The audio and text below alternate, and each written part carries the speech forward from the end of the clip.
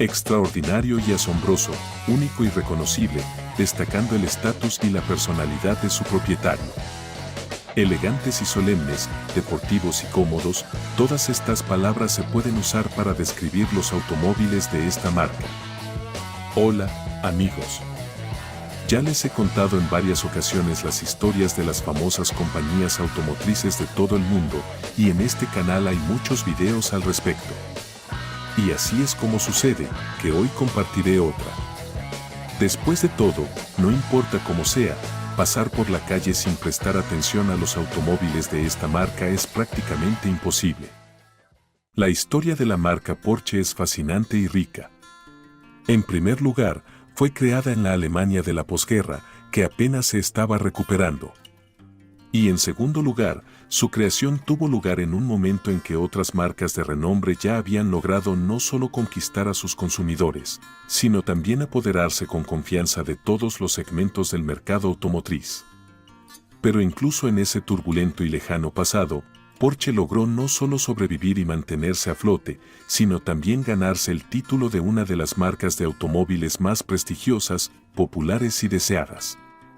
Por supuesto, han pasado muchos años desde entonces, y hoy en día muchas personas dicen que Porsche es un automóvil con verdadera carisma.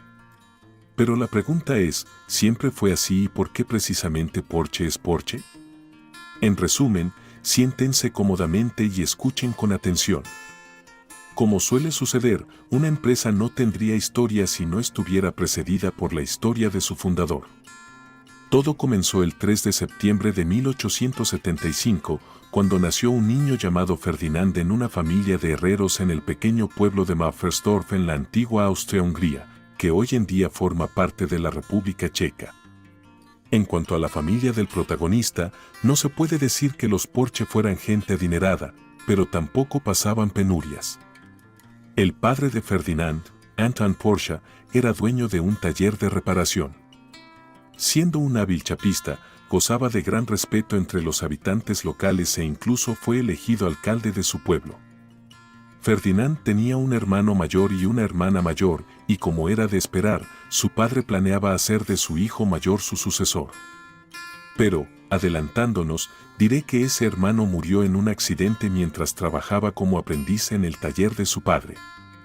Después de esto, Ferdinand se convirtió en el hijo mayor y heredero de su padre, y sus padres tuvieron que esforzarse mucho para criarlo como un hombre digno. Mientras su padre trabajaba en el taller, su madre se encargaba de la educación de su hijo. Fue su madre quien le enseñó a Ferdinand sus primeras lecciones de lectura y escritura, y fue ella quien sería la madre del futuro ingeniero automotriz. Cuando el niño cumplió 12 años, su padre comenzó a llevarlo al taller y Ferdinand, que nunca había estudiado en ningún otro lugar, ayudaba con gran entusiasmo a su padre en su trabajo. A pesar de que la tarea todavía estaba más allá de sus capacidades, esto no impidió que el joven se sumergiera por completo en varias tecnologías relacionadas con la electricidad. 4 años después, el chico asistía a una escuela nocturna en un pueblo vecino, a la que llegaba en bicicleta después de trabajar en el taller de su padre durante todo el día. A pesar de todas estas dificultades, Ferdinand se destacó en la escuela. De hecho, sus años escolares transcurrieron entre el taller de su padre y la escuela, que estaba a 10 kilómetros de su casa. Y cabe decir que todo esto le fue muy beneficioso. A los 15 años, el joven construyó su propio generador al que conectó una bombilla, y más tarde, suministró electricidad a toda una casa en la que vivía. Así es como la casa de los Porsche se convirtió en la segunda en la ciudad en tener electricidad. El joven adquirió una buena reputación como alguien con habilidades prácticas y un pensamiento ingenioso. Cuando cumplió 18 años, dejó su hogar y se dirigió a Viena. Fue allí donde comenzó su vida adulta e independiente. Con el dinero que Ferdinand había ahorrado durante años de trabajo en el taller de su padre, alquiló un pequeño ático en las afueras de Viena y comenzó activamente a buscar un nuevo empleo. Mientras revisaba los anuncios en el periódico local, encontró una oferta de trabajo en la fábrica Lohner. A pesar de no tener educación superior, solo haber completado hasta el 4º grado de la escuela, el joven se presentó en la puerta de la fábrica, donde en ese momento se producían locomotoras e incluso automóviles eléctricos. Al principio, Ludwig Lohner, de 36 años, se rió al escuchar las palabras del joven provincial sobre su deseo de trabajar en su fábrica, no como cualquier otro trabajador, sino como ingeniero. Sin embargo, cuando vio las cartas de recomendación de la administración local, no pudo creer lo que veían sus ojos. Frente a él estaba un joven de 18 años que no tenía educación formal, pero que había logrado llevar la electricidad a su casa y al ayuntamiento de su pueblo. En resumen, Ludwig dio un paso arriesgado y contrató a Ferdinand, pero le puso una condición: Porsche debía obtener un diploma. Así que, mientras trabajaba en la fábrica, Ferdinand tuvo que inscribirse en la educación a distancia en la Universidad Técnica Imperial y, al mismo tiempo, trabajar en la producción, aprendiendo todos los detalles del oficio. Pero, como probablemente ya hayas entendido, Ferdinand no era un chico común, ya que siempre tenía la pasión por inventar, y el año decisivo en su biografía fue 1897. Fue precisamente en ese momento cuando el joven ingeniero, en su tiempo libre, diseñó su primer motor de escalones. Su siguiente proyecto personal se dio a conocer en 1898 y fue un automóvil eléctrico sin transmisión. El automóvil se destacaba de otros por su tamaño compacto y una velocidad sorprendentemente alta para la época, 40 km por hora. Una parte significativa del peso del automóvil estaba compuesta por baterías de plomo ácido de gran capacidad y su autonomía era limitada. Con una sola carga, el automóvil podía recorrer aproximadamente una hora. El vehículo autopropulsado, que recibió el nombre de Lohner Porsche, estaba equipado con dos motores eléctricos de 2,5 caballos de fuerza cada uno. No tenía transmisión mecánica. En su lugar, los motores eléctricos estaban ubicados en los cubos de las ruedas delanteras. Fue el primer automóvil eléctrico de tracción delantera. Además, el automóvil no era solo eléctrico, tenía un pequeño motor a gasolina que accionaba un generador. El generador producía electricidad, que recargaba las baterías y éstas alimentaban los motores eléctricos. De esta manera, este fue el primer ejemplo de un sistema de propulsión híbrido que consistía en un motor de combustión interna, baterías y motores eléctricos. Gracias a este proyecto, Porsche fue nombrado ingeniero jefe de la compañía y, sorprendentemente, tenía solo 24 años en ese momento. Más adelante, a principios del siglo pasado, recibió el Gran Premio en la Exposición Universal de París por su invención. Y, por supuesto, ganó el reconocimiento de muchos ingenieros y diseñadores famosos de la época. Se considera que a partir de ese momento, Porsche comenzó a desarrollar activamente diversos medios de transporte. Después de completar la universidad y obtener una educación en ingeniería, Porsche se sumergió por completo en la industria automotriz. En 1906 se convirtió en director técnico y diseñador jefe de la empresa vienesa que producía automóviles bajo el nombre Astra Daimler. Bajo su hábil liderazgo, se crearon modelos como el Prinz Heinrich, Sache, ADM y ADR. Porsche comenzó a pensar cada vez más en la idea de que los automóviles deberían estar al alcance de todas las personas en este planeta, incluso aquellas con ingresos bajos o medianos. Quería que su creación fuera apreciada por personas comunes como él mismo y, según su visión, un automóvil debía ser un medio de transporte familiar en el sentido completo, no un juguete para los ricos ociosos. Se dice que en ese momento, en su cuaderno personal, apareció una página con letras mayúsculas que decía bosquejos de un automóvil popular. Durante este mismo periodo de su vida, Porsche se involucró en las carreras. Por cierto, en una de ellas, sus Austro Daimler se llevaron todos los premios. Porsche mismo incluso fue piloto de su propia creación, pero como dicen, no solo con carreras, ya que también tenía una vida personal. En ese momento, conoció a una joven llamada Aloysia Johanna Kess y pronto la llevó al altar. Ella aceptó y se convirtió no solo en la maravillosa esposa de Ferdinand, sino también en la madre de sus dos hijos, una niña llamada Louise y un niño llamado Ferry. Más tarde, Ferry también se convertiría en un diseñador de automóviles que incluso superaría a su padre, pero todo a su debido tiempo. Ferdinand Porsche solo estuvo casado una vez, pero Aloysia nunca pudo ver todos los éxitos de su esposo y su hijo. Falleció en 1920 y después de eso, Porsche se dedicó por completo a su trabajo y a sus queridos hijos. Después de la muerte de su madre, Louise se convirtió en la guardiana del hogar familiar. Ella no se convirtió en una gran diseñadora como su padre, pero se casó con éxito con el abogado Anton Peach. Fue a partir de este matrimonio que comenzó una nueva era en la historia de la familia. También es importante destacar la Primera Guerra Mundial. Por supuesto, Alemania participó activamente en ella y Ferdinand Porsche estuvo involucrado en el desarrollo de tecnología militar, vehículos con sistemas de propulsión híbridos, motores para dirigibles y aviones. Uno de los logros notables de Porsche fue la creación de un tractor de artillería para un gran cañón de mortero de 30,5 centímetros.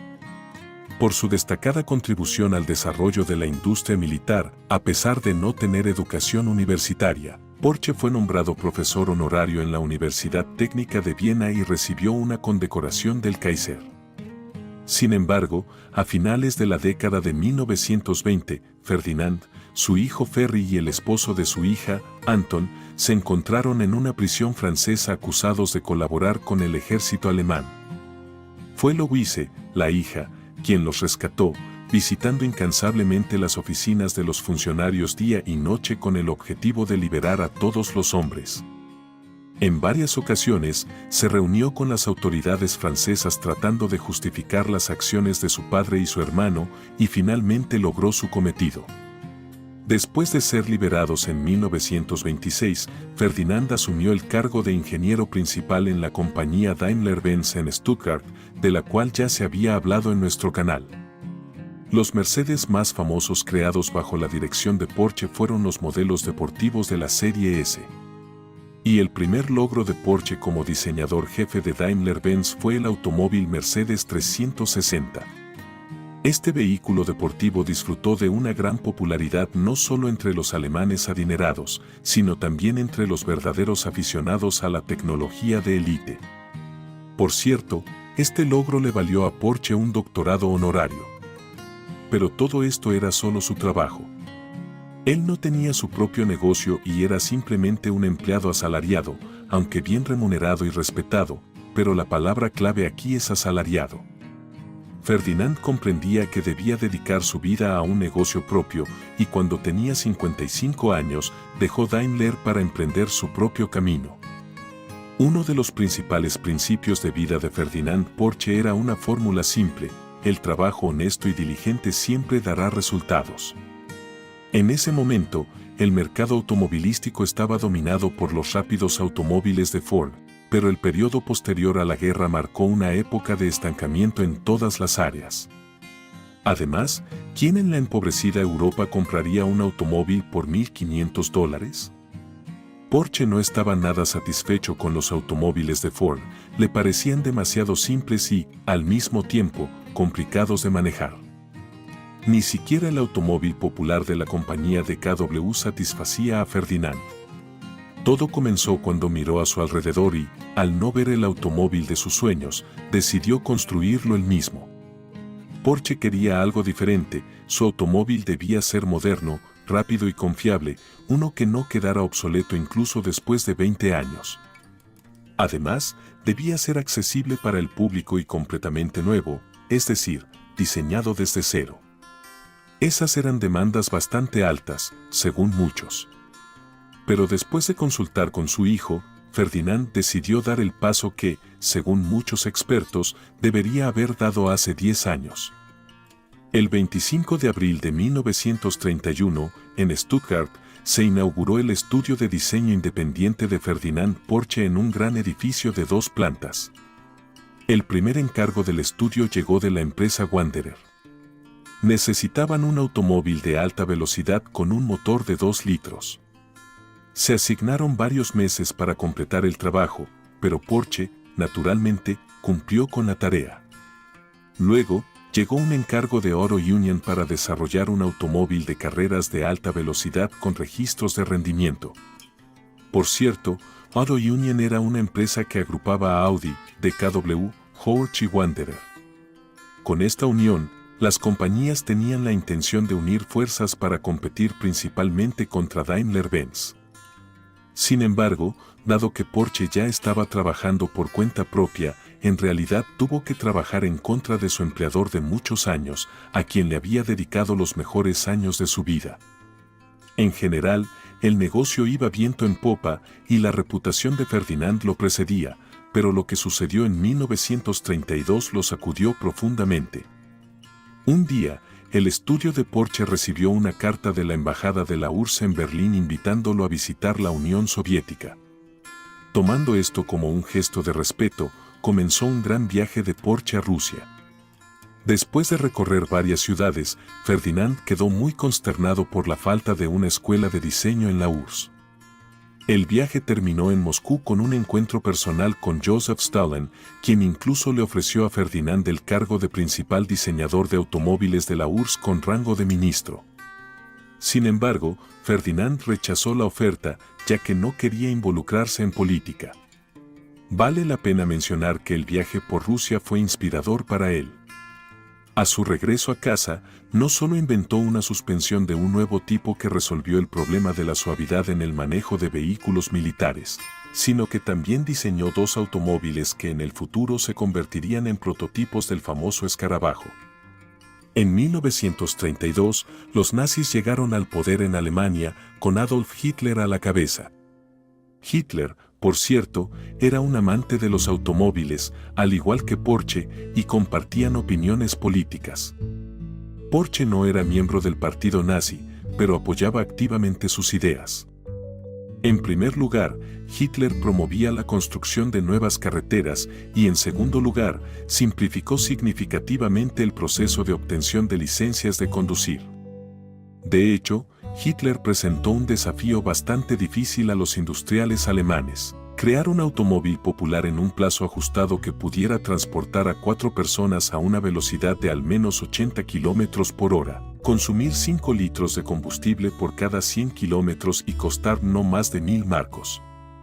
En resumen, se trata de un automóvil que los alemanes comunes podrían permitirse y al mismo tiempo con características bastante altas. Es interesante la historia de Hitler, ¿verdad? Después de esto, Ferdinand Porsche presentó su proyecto de automóvil popular y, como resultado, ganó. Los esfuerzos conjuntos del hijo y el padre Ferdinand crearon los planos para el futuro automóvil Volkswagen y compartieron sus desarrollos con Hitler.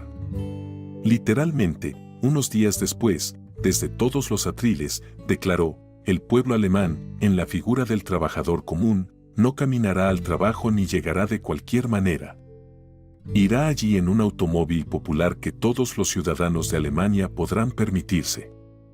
El primer automóvil popular, por cierto, fue construido con los fondos de ciudadanos comunes, según el programa desarrollado por los nacionalsocialistas. Cada semana, los trabajadores voluntariamente depositarían una suma de 5 marcos en una cuenta especial.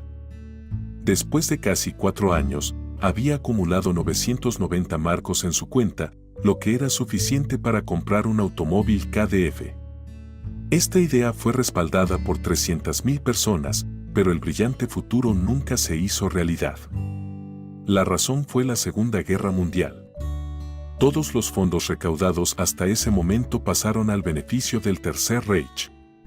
Curiosamente, después de la guerra, los inversores engañados recordaron las obligaciones de Volkswagen hacia ellos y comenzaron a exigir sus 990 marcos acumulados o un automóvil. Sin embargo, sus demandas nunca fueron escuchadas. Todo lo que Ferdinand Porsche pudo hacer por sus inversores fue ofrecerles un pequeño descuento al comprar su nuevo automóvil. Durante la guerra, Porsche solo mostró su mejor lado. Cuando faltaba energía eléctrica, inventó una forma de obtenerla de los molinos de viento. También trabajó activamente en la creación de equipo militar. Sin embargo, esta vez Ferdinand sufrió un revés. Como si el Señor Dios ya no bendijera al hombre para crear armas letales. En 1945, Porsche, junto con su hijo Ferdinand, se encontró nuevamente en prisión. Se acusó a los hombres no solo de colaborar con el liderazgo fascista, sino también de explotar prisioneros de guerra para fines personales. Ferdinand, el hijo de Porsche, fue liberado casi un año después. Celebró su liberación creando un automóvil de carreras para la empresa italiana Cisitalia. El dinero recaudado, que ascendió a aproximadamente 1.000.000 de francos, se entregó a las autoridades francesas como rescate por la libertad de su padre. Por cierto, incluso cuando Porsche padre estaba tras las rejas, no perdió el ánimo y continuó trabajando en los diseños de futuros automóviles. Incluso se argumenta que durante su encarcelamiento, el ingeniero colaboró activamente con la compañía Renault, ayudando en la creación del modelo 4 caballos. Pero de cualquier manera, la prisión no fue un descanso y tuvo un fuerte impacto en la salud del ingeniero. Algunos biógrafos creen que las autoridades francesas intentaron literalmente descomponer a Ferdinand en prisión, incluso impidiendo que los médicos lo visitaran. También se especula que les convenía la colaboración de Ferdinand con las compañías automotrices francesas. Dejarlo en libertad solo significaría permitir que la industria automotriz alemana se recuperara nuevamente. En general, los competidores de Francia no tenían nada que ganar con esto, y este hombre que previamente había sido aplaudido por el mundo y toda Francia ahora estaba encarcelado en una celda sucia y fría, y se estaba debilitando ante sus ojos. Solo en este estado, casi desesperado, permitieron que Porsche viera a los médicos, pero ya no se pudo hacer nada por él. En total, el ingeniero pasó 22 meses en prisión y el 19 de noviembre de 1950, Ferdinand Porsche sufrió un fuerte derrame cerebral, tras el cual murió 2 meses después. Sin embargo, antes de su muerte, pudo enriquecer su vida no muy dulce con algunos momentos felices. Uno de sus deseos más queridos se hizo realidad. El escarabajo fue lanzado a la producción en masa, y junto con su hijo se construyó el automóvil modelo 356. Se convirtió en el primer automóvil de serie de la nueva y grande empresa llamada Porsche. Después de la muerte de Ferdinand Porsche, la dirección de la compañía pasó a manos de sus hijos y nietos. Su hijo, Ferdinand Porsche Jr., contribuyó significativamente al desarrollo posterior. En 1950, regresó a la empresa a la ciudad donde se fundó, Stuttgart. Bajo su liderazgo, se tomaron decisiones importantes para la compañía de inmediato. En primer lugar, Porsche abandonó los antiguos cánones tecnológicos y reemplazó el material obsoleto utilizado en las carrocerías. En segundo lugar, la compañía dejó de adquirir motores de Volkswagen Group y comenzó a desarrollar sus propios motores. En 1951, la compañía se estableció como el mejor fabricante de automóviles utilizados en carreras. La razón de esto fue el nuevo modelo Porsche 550 Spyder. Su característica distintiva principal fue el techo suave y la ventana frontal plana. Este modelo fue tan popular entre los entusiastas del automóvil que otras compañías estaban activamente tratando de igualar los autos Porsche. Por un lado, esto fue un éxito, pero por otro lado, Ferdinand Jr. enfrentaba una tarea difícil. Se esperaba que creara otro maestro que fuera mejor que el anterior. Tuvo que trabajar más duro. Fue así como en 1963, en la Feria de Frankfurt, apareció una nueva leyenda, el Porsche 911 con un motor de 2 litros y una potencia de 130 caballos de fuerza, así como una caja de cambios manual de 5 velocidades. En ese momento, era difícil decir que este modelo se convertiría en una leyenda, ya que, a pesar de sus excelentes características, su principal desventaja era su alto precio. Para hacer el automóvil más accesible y vendible, Ferdinand recurrió a una estratagema inteligente. Pronto se lanzó el modelo 912 con 4 cilindros y, un poco más tarde, se ofreció a los entusiastas una versión 914, para cuya creación los colegas alemanes de Volkswagen pusieron esfuerzo. Pero a pesar de todas las dificultades al principio, el modelo se convirtió en el líder de ventas en cuestión de semanas. En efecto, la historia de la compañía Porsche como un negocio puramente familiar llegó a su fin. En 1972, la marca se hizo pública. Después de una reestructuración, uno de los nietos de Ferdinand Porsche, Ferdinand Piëch, se unió a Audi y luego a Volkswagen, donde eventualmente ascendió al cargo de director general del grupo. La silla de liderazgo de la compañía pasó a manos de Ernst Fermen, quien de inmediato retiró el modelo 911 de producción y lo reemplazó por el 928 con motor V8 y tracción trasera. Sin embargo, después de un periodo corto de tiempo, quedó claro que el 911 era mucho más demandado que el 928. Como resultado, Fermen perdió su puesto de liderazgo y fue reemplazado por Peter Schutz. Con la llegada del nuevo CEO, la compañía volvió a centrarse en el Porsche 911. Él modificó activamente los modelos existentes y trabajó en la construcción de nuevos. En marzo de 1977, se introdujo el Porsche 928 de 8 cilindros con una potencia de 240 caballos de fuerza, que se convirtió en el auto del año en Europa en 1978. En 1979, se lanzó el Porsche 928S mejorado con un motor de 300 caballos de fuerza. Una ventaja de este último modelo fue su capacidad para alcanzar velocidades de hasta 250 km por hora. En 1982, la compañía lanzó el modelo Carrera con un motor potente de 231 caballos de fuerza. En 1983, el motor Porsche Tag V6 se convirtió en el motor de carreras alemán más exitoso en la Fórmula 1. En 1985, se presentó el superdeportivo Porsche 959, basado en el 911. Fue producido en una edición limitada de 292 unidades. Este fue el automóvil más rápido de su época permitido para circular en carreteras públicas. Los años 90 se caracterizaron por una estrecha colaboración de la marca con el fabricante japonés Toyota. Como resultado de esta colaboración fructífera, se planteó el concepto de producción eficiente. Porsche también recibió ayuda en el desarrollo de vehículos híbridos. Esto llevó a la creación de una versión actualizada del 911 con un motor más potente, techo retráctil y tracción hidráulica. Sin embargo, a pesar de esta línea de modelos, a mediados de los años 90, la compañía enfrentó pérdidas debido a una gestión deficiente. Para mejorar la situación de la empresa, se nombró a Wendelin Wiedeking como nuevo director ejecutivo. Bajo su liderazgo, se desarrolló el nuevo modelo Porsche 993. Después de una exitosa presentación, se discontinuaron modelos como el Porsche 928 y el Porsche 968. En 1996, se puso a la venta otro modelo inusual, el Porsche Boxster, que se convirtió en la nueva cara de la marca.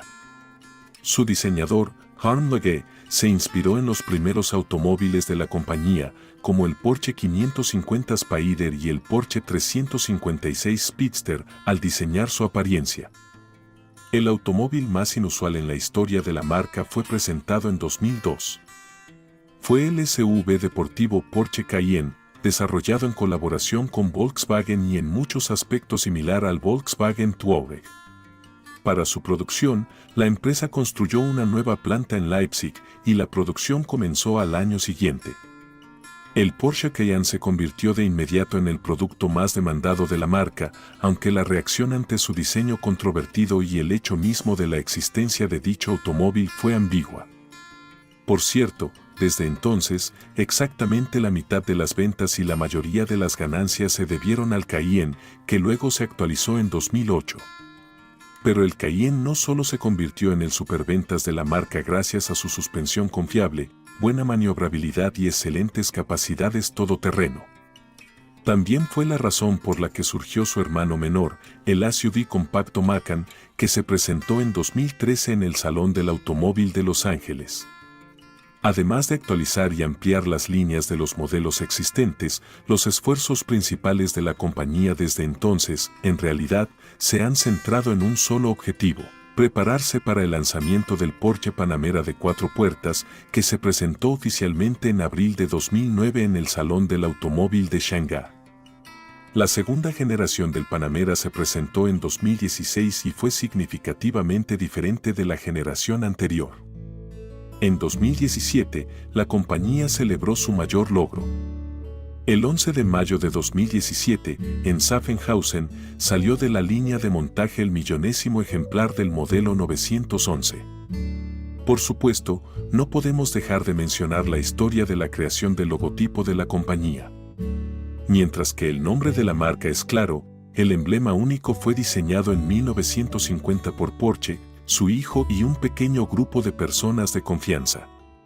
Inicialmente, se planeó que el diseño transmitiera la historia de la tierra natal de los automóviles. Como base para el logotipo, se eligió el escudo de armas de Württemberg, que representaba un patrón de cuerno de ciervo en un ajedrezado y franjas negras y rojas.